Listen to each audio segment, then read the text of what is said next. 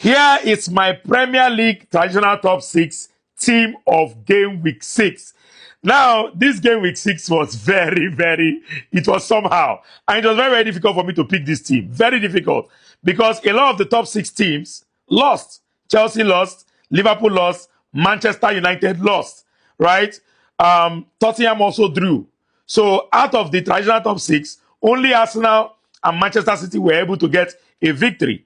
In the goalkeeping position, it is no other person than Beinda of Manchester United. I know that a lot of people will be surprised. How did this guy make it into this team? See, let me tell you. If not for this guy, Man U for chop 8 or 7 goals for that match. This guy made 5 saves. 5 saves. Still chop 3 goals. So you can clearly see how well he performed as a goalkeeper.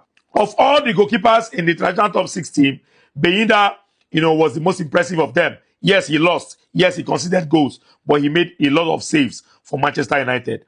In the defense, it is going to be Matheus Nunes, Ruben Diaz, Gabriel, and O'Reilly. I am not happy that Matheus Nunes made this team. I'm not happy. But there's nothing I can do. He was very good in the second half. In the first half, this guy was a problem. I was so angry watching this guy in the first half. But in the second half, he came good. He was able to, I think, score a goal in this game. And he was good. He was decent in the second half. And he was one of the best, in that position out of the top 6 teams. Ruben Diaz, incredible defensive display. Once again, I think Ruben Diaz is slowly coming back to form. Right? Earlier in the season, he was not performing well. But right now, he's coming back gradually into the team. So Ruben Diaz had to be there.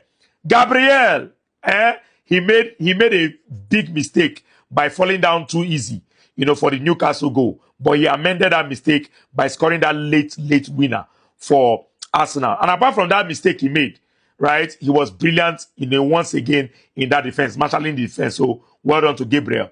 And O'Reilly, this brother has surprised me. And it is going to be very difficult for a Nuri to come back and bench O'Reilly. O'Reilly has been very good. And once again, he displayed very good football playing in that position. In my midfield 3, it is Declan Rice, Palinha, and Mikel Merino playing in the number 10 role. Declan Rice, another brilliant game of football playing for the Arsenal team. He gave an assist in the game. He was top. Declan Rice was top. Another top performance from him, for the Arsenal team. Palinha scored, the only goal for Tottenham in their game. And apart from that, he was very decent in midfield. He played very well. Mikel Merino did very well, coming off from the bench, scoring the equalizer. He came in and he changed the game, somewhat. So he was one of the substitutions that Arteta made that actually helped Arsenal to press higher up the pitch. So Mikel Merino did very well in that game. In my attack, it is going to be Jeremy Doku, Phil Foden, and Erling Haaland. All Manchester City players, right? Jeremy Doku, another brilliant performance from him, in the Manchester City team. This guy is balling. Doku has been very good this season. Balling very well.